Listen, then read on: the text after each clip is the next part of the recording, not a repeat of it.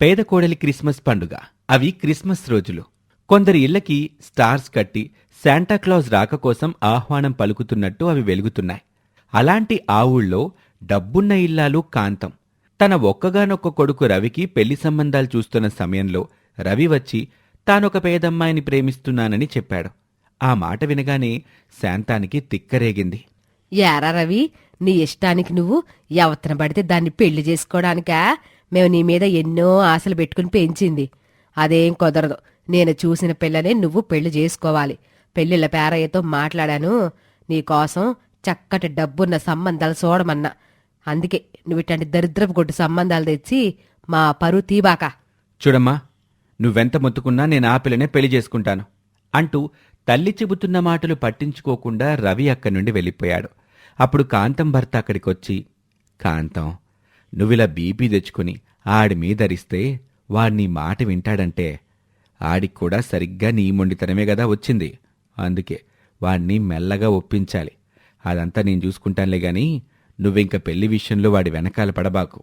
ఎలాగూ పేరయ్య గారికి చెప్పానన్నావుగా ఆ సంబంధాల విషయం. ఇక నుండి నేను ఫాలో అప్ చేస్తానులే అని భార్యతో చెప్పి అటు కొడుకు దగ్గరికి వెళ్ళాడు.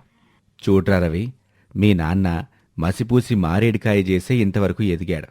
ఇప్పుడు నీ పెళ్లి కూడా అలాగే జరిపిస్తాను చూడు. మీ అమ్మ కళ్ళకి కనికట్టుగడతాను. నువ్వు ప్రేమించిన పిల్లతోటే నీ పెళ్లి చేస్తాను అంటూ కొడుకు ప్రేమిస్తున్న పేద అమ్మాయి ఎవరో కనుక్కొని ఆమె సంబంధమే పెళ్లిళ్ల పేరయ్య ద్వారా వచ్చినట్టు నమ్మించి కాంతం కళ్ళని మాయచేసి రవి ప్రేమించిన పేద పిల్లని తమ ఇంటికి కోడల్ని చేసుకున్నాడు. అలా ఆ పేద అనాథ కోడలు ఆ ఇంట్లో అడుగుపెట్టాక రవి హ్యాపీగా ఉన్నాడు. కాని కాంతానికి మాత్రం ఎందుకో తన కోడలు అసలు డబ్బున్న పిల్లేనా కాదా అనే అనుమానం వచ్చింది. అందుకే ఉండబట్టలేక ఒకరోజు భర్త కొడుకు ఇంట్లో లేని సమయంలో కాంతం తన కోడలతో ఇలా అంటుంది. చూడమ్మాయే, నిన్నటడుగుతున్నానని ఈ మరోలా అనుకోబాకమ్మా. మీ నాన్నకి ఏమాత్రం ఆస్తుండొచ్చు అంటే పెళ్లి మాటలప్పుడు ఈ విషయం మాట్లాడలేకపోయానులే. అందుకే ఇప్పుడు అడుగుతున్నా. మా నాన్నకి ఆస్తులుండడం ఏంటత్తయ్యా? అసలు నాకు అమ్మా నాన్నే లేరు. నేను ఒక అనాథని. మీ అబ్బాయి నన్ను అక్కడే చూశారు, ప్రేమించారు. ఇప్పుడు మిమ్మల్ని ఒప్పించి పెళ్లి కూడా చేసుకున్నారు. అంటే వాడు ప్రేమించిన ఆ పేద దరిద్రాన్ని నువ్వేనా తల్లి? నీకు డబ్బే లేదనుకున్నా, గతి కూడా లేదన్నమాట. అమ్మో అమ్మో, ఆ అయ్యా కొడుకులిద్దరు కలిసి ఎంత మోసం చేశారు నన్ను అంటూ తన పేద అనాథ కోడలి విషయం తెలిసిపోయేసరికి ఇల్లు పీకి పందిరేయటం మొదలుపెట్టింది కాంతం. ఇక ఆ రోజు నుండి పేద అనాథ కోడలికి నరకం చూపించటం మొదలుపెట్టింది. ప్రతి పనిలోనూ ఏదో ఒక లోపాలను ఎంచి ఆమెను హింసిస్తూ ఉండేది. అలా కొత్త కోడలు ఆ ఇంట్లో కష్టాలు పడ్డం మొదలవటంతోటే కాంతం భర్త వ్యాపారంలో నష్టం రావటం కూడా మొదలైంది. రాబడి రావటం తగ్గిపోయింది. యామయ్యా, చూశావా నీ దరిద్రపు కోడలో ఈ కొంపలు అడుగు పెట్టాక ఏం జరిగిందో? ఎన్నడూ లేంది నీ వ్యాపారం నష్టంలోకి పోయా. పిల్లాడు ఉద్యోగం అయోమయంలో పడిపోయింది.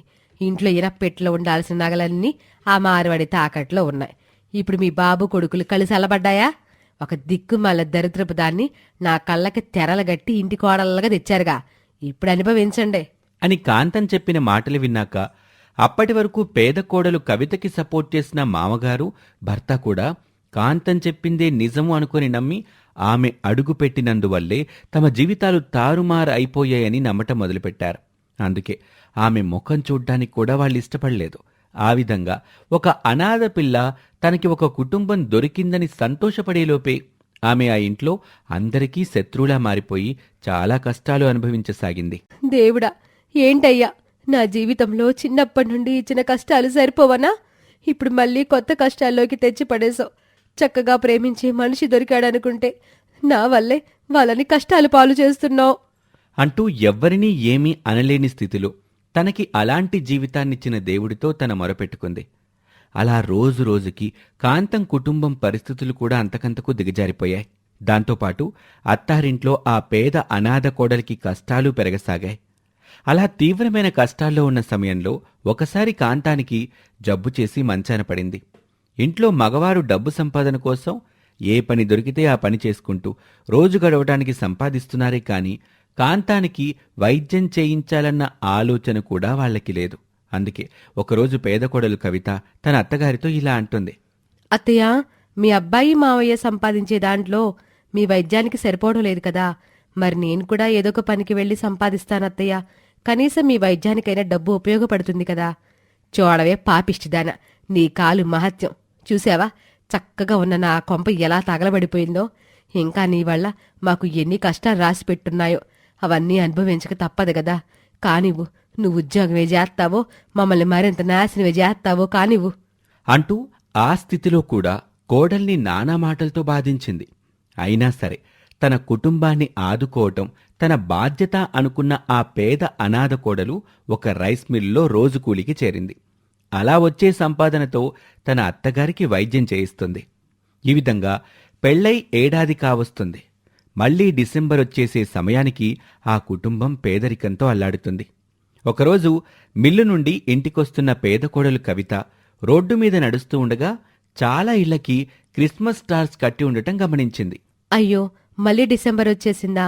అనాథాశ్రమంలో ఉండుంటే ఈ క్రిస్మస్ రోజుల్లో చక్కగా స్టార్స్ కట్టి ఎంతో అందంగా తయారు చేసేవాళ్లం ఆశ్రమాన్ని అనుకొని ఇంటికి వెళ్ళింది.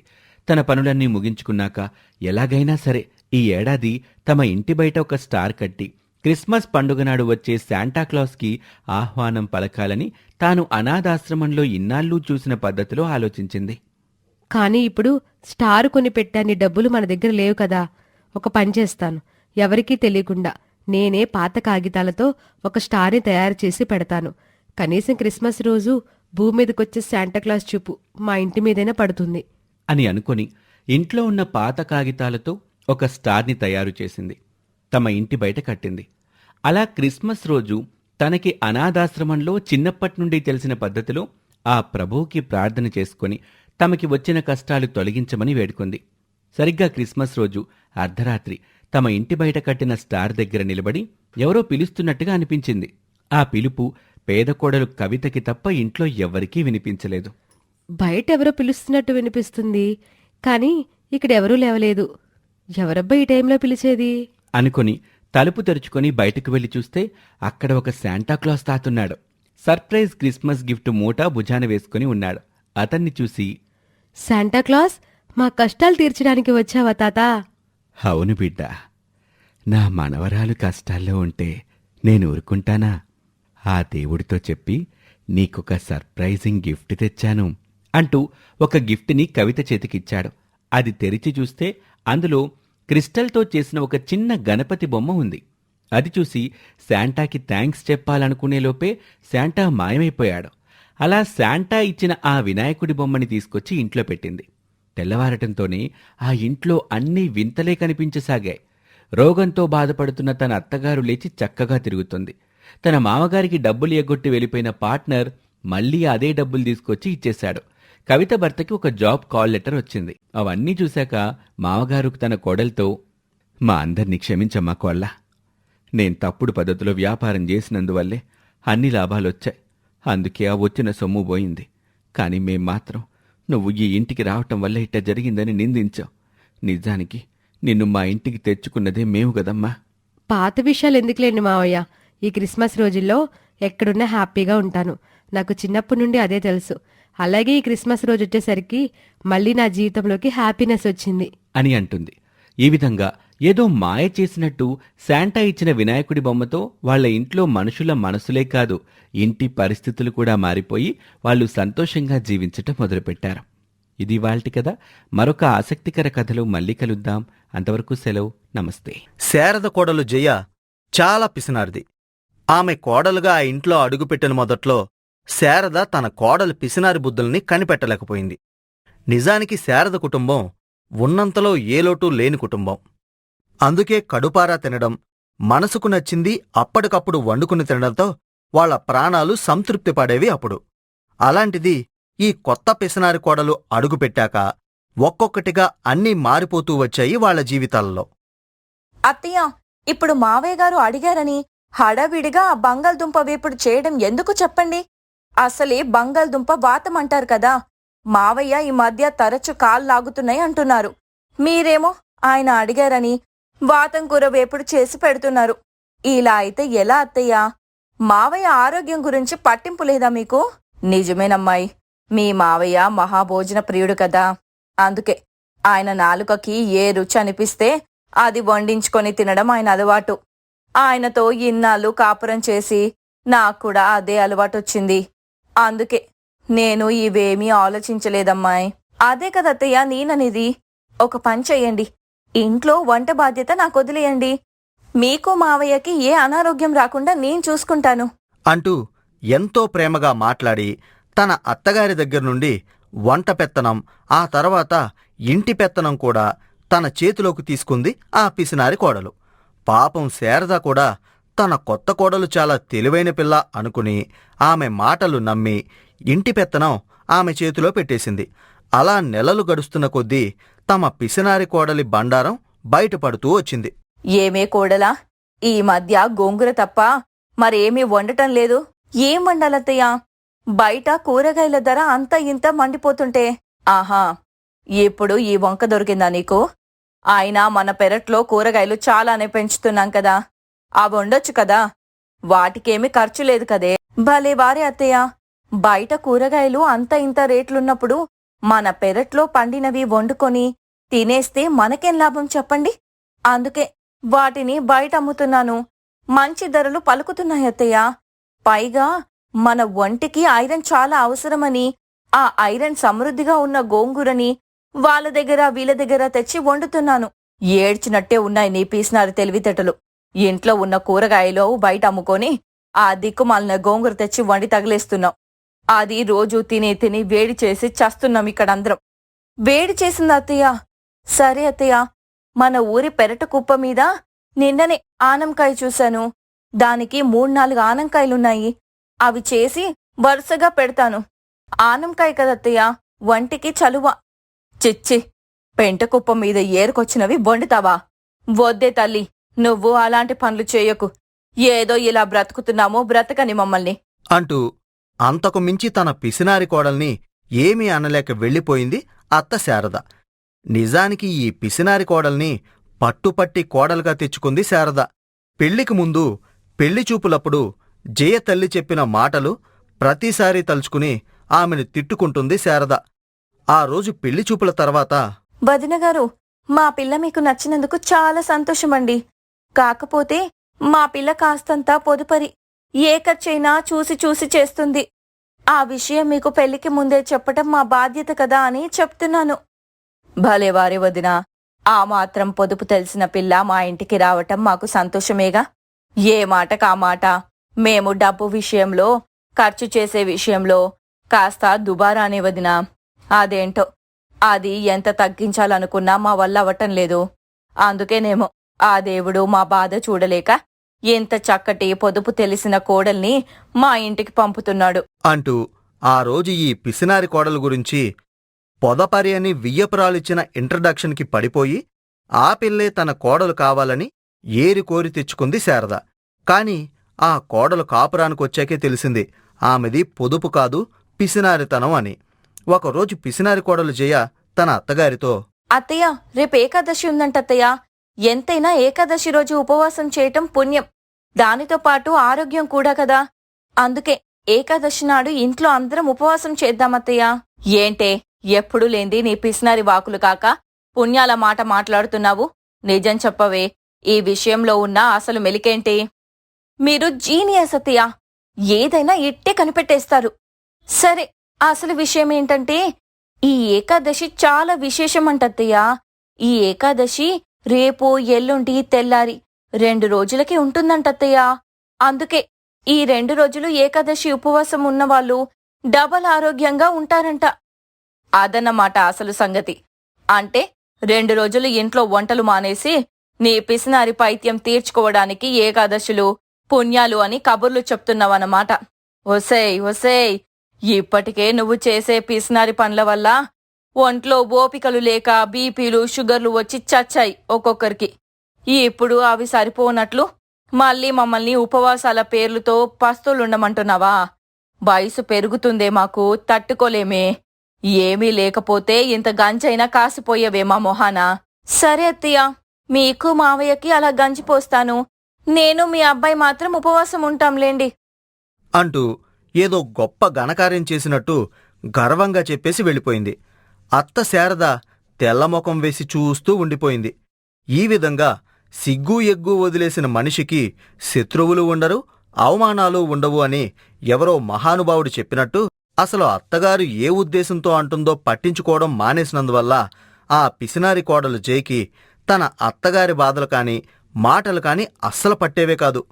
ఒకరోజు అత్తగారు శారద కోడల దగ్గరికొచ్చి, అమ్మాయి కోడలా, మీ మావయ్యకి షాప్కెళ్లే టైం అయింది. ఆయన లంచ్ బాక్స్ ఇస్తే ఆయన వెళ్ళిపోతారు. అయ్యో, లంచ్ బాక్సా అత్తయ్య?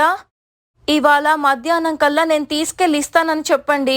మావయ్యని ఇప్పుడు బయలుదేరమనండి. అదేంటే, ఇవాళ వంట చేయలేదా? ఉదయం కూరగాయలేవో కొయ్యటం చూశాను. అంటే వంట చేద్దామనే కూరగాయలు కోస్తుంటే వెనక వీధిలో చావు డప్పులు మోగటం వినిపించాయి. ఆ పార్వతమ్మ గారి అత్తగారు పోయుంటుంది. అందుకే మధ్యాహ్నం పలకరింపుకి వెళ్ళినట్టుంటుంది. ఎలాగో చావింట్లో ఎవరో ఒకరు తెచ్చే భోజనాలు అవి పెడతారు కదా వాళ్ళకి. అవి కాసన్ని బాక్సులో సర్దుకొని వచ్చేద్దామనే ఆలోచన వచ్చింది. అందుకే అత్తయ్య వండటం మానేశాను. వసై పాపిష్టేదానా, చావింట్లో నుండి పార్సల్ తెచ్చుకోవడమేంటే? నీకు బుర్ర కాని పోయిందా? ఇంట్లో మనిషి పోయి వాళ్ళేడుస్తుంటే పోయి ఆసరగా నిలబడటం మానేసి ఆ ఇంటికి వాళ్ళు వీళ్ళు తెచ్చే తిండి కోసం పలకరింపుకి పోతావా? నువ్వసలు మనిషివేనా? జన్మలో నువ్వు మారవా? అంటూ తన పిసినారి కోడల మీద విరుచుకుపడింది. కాని ఎంతంటే మాత్రం ఏం లాభం? చెవుటోడు ముందు శంఖం ఊదినట్టే కదా. అందుకే ఆ పిసినారి కోడలు తాను అనుకున్నట్టే చావింటికి వెళ్ళింది. అక్కడ టిఫిన్ బాక్స్ మాత్రమే కాదు, తమ ఇంటిలో మధ్యాహ్నం భోజనాన్ని కూడా తీసుకొచ్చింది. అలా ఎంత చెప్పినా ఏం చెప్పినా తన పిసినారి బుద్ధులు మానుకొని పిసినారి కోడలతో ఆ అత్త శారదకి ప్రతిరోజూ ఏవో ఒక తలపోట్లు వస్తూనే ఉండేవి. సుజాతమ్మ నారాయణరావు దంపతులది చాలా చిన్న కుటుంబం, సాధారణమైన కుటుంబం.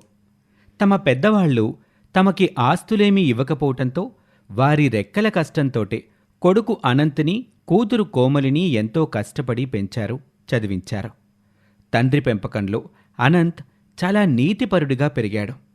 ఇప్పుడు అతను చేస్తున్నది పెద్ద ఉద్యోగమే అయినా దాని ద్వారా అవినీతి సంపాదన సంపాదించుకునే వీలున్నా సరే అతను తనకొచ్చే జీతంతోటే బ్రతకాలి అనుకుంటున్నాడు.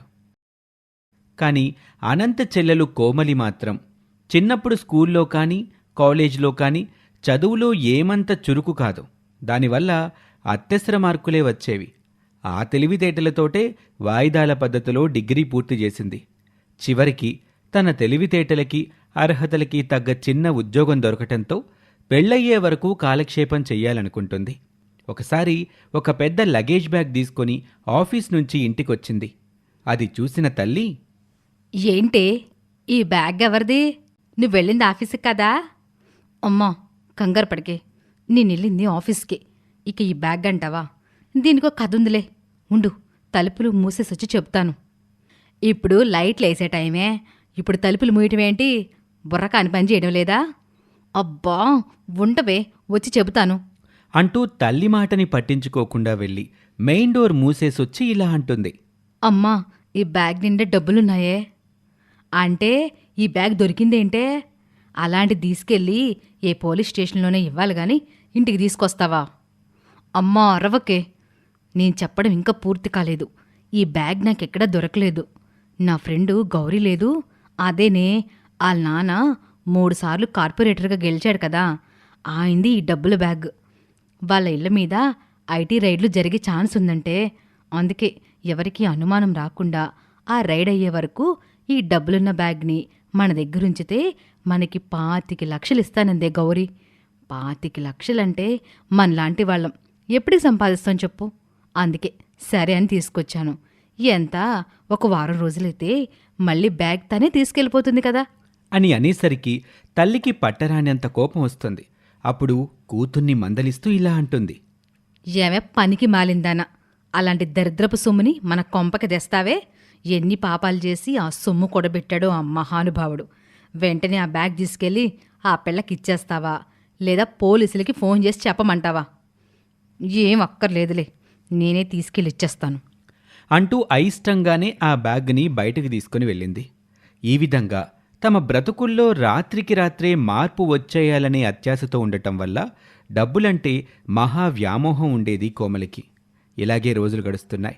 దగ్గర బంధువుల నుండి ఒక చక్కటి సంబంధం రావటంతో తప్పని పరిస్థితుల్లో పెళ్లికెదిగిన కూతురికి చేయకుండా కొడుక్కి పెళ్లి చేయాల్సొచ్చింది. అలా ఒక పల్లెటూరు నుంచి వచ్చిన నిర్మల అనే అమ్మాయి ఆ ఇంటికి కోడలైంది. నిజానికి పల్లెటూరి కోడలు చాలా కలుపుగోలు మనిషి. అందుకే ఆ ఇంట్లో అందరితో చాలా త్వరగా కలిసిపోయింది. ఒకసారి తమ ఊళ్ళోకి వచ్చిన ఒక మహిమగల సాధువు గురించి విన్న ఆ పల్లెటూరి కోడలు నిర్మల అతని దగ్గరికి వెళుతూ తన సిటీ మరదల్ని కూడా వెంటబెట్టుకుని వెళ్ళింది. అక్కడికి వాళ్ళు వెళ్లేసరికి ఆ సాధువు తపోపలితమైన మాయా బంగారు ఆవు ముందు ఒక జంట దీనంగా నిలబడి వేడుకుంటూ ఉంటారు.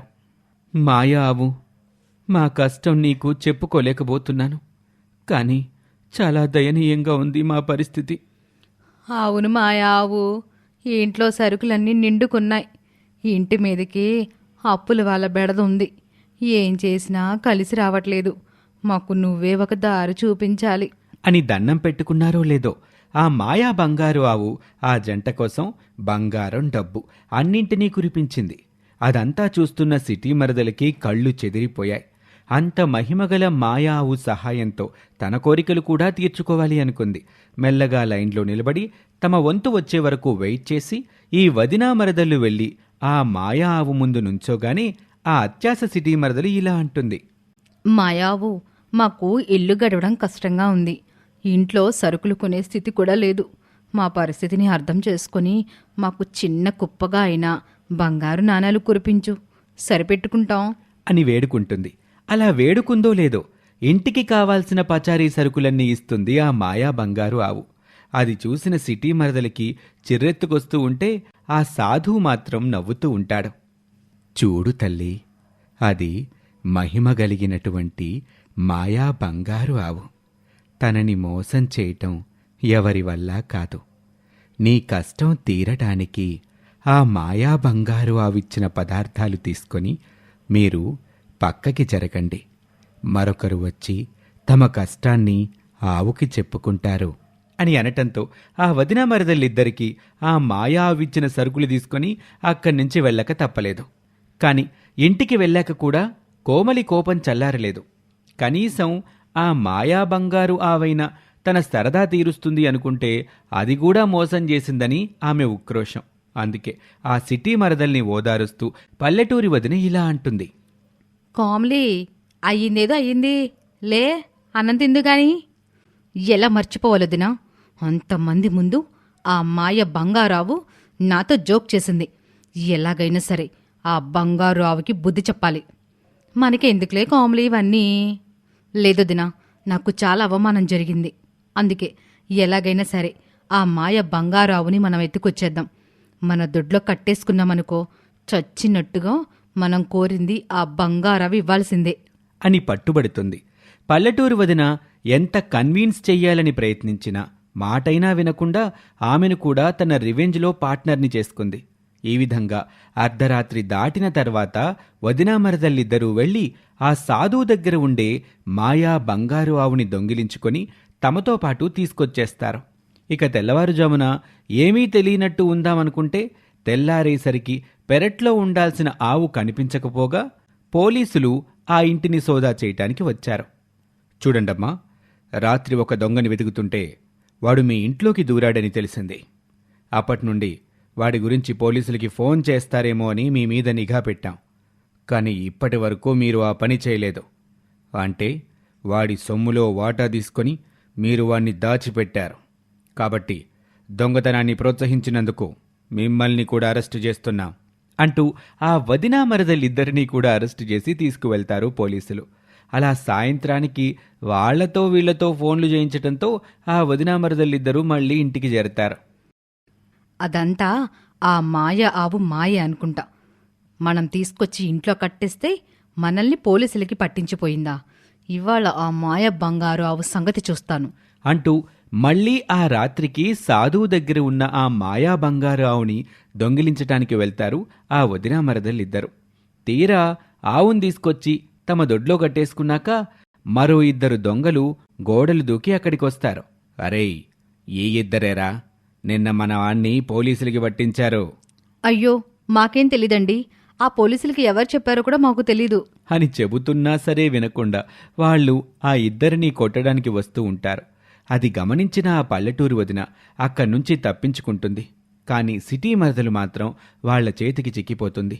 అప్పుడు వాళ్ళ సిటీ మరదలికి బాగా దేహశుద్ధి చేస్తారు. అలా గంటసేపు ఆడపిల్ల అని కూడా చూడకుండా కోమలిని వాళ్ళు కొడుతూ ఉంటారు. సడన్గా వాళ్ళు అక్కడి నుంచి మాయమైపోతారు. ఆశ్చర్యపోతూ సిటీ మరదలు తన చుట్టూ ఏం జరుగుతుందో గమనిస్తూ ఉంటుంది. పరుగు పరుగున పల్లెటూరి వదిన అక్కడికొస్తుంది. అమ్మయ్యా, వెళ్ళిపోయారా వాళ్ళు? కోమలి, నీకు ముందే చెప్పాను కదా, ఇదంతా ఆ మాయా బంగారు ఆవు మహిమని. దాంతో మనకి పంతాలేంటి చెప్పు. అందుకే దాన్ని తీసుకెళ్ళి ఆ సాధుకి ఇచ్చేసి వచ్చాను అని చెప్తుంది వదిన. ఈ విధంగా మాయా బంగారు ఆవుని సాధిద్దామనుకున్న సిటీ మరదలికి ఆ మాయా బంగారు ఆవే గొప్ప గుణపాఠం చెప్తుంది. ఇది ఇవాల్టి కథ.